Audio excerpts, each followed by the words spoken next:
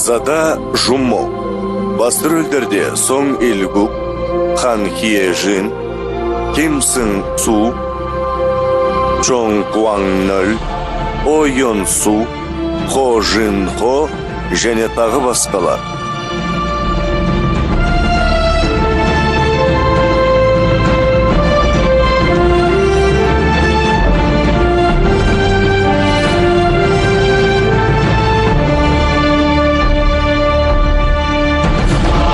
Бірінші бөлім.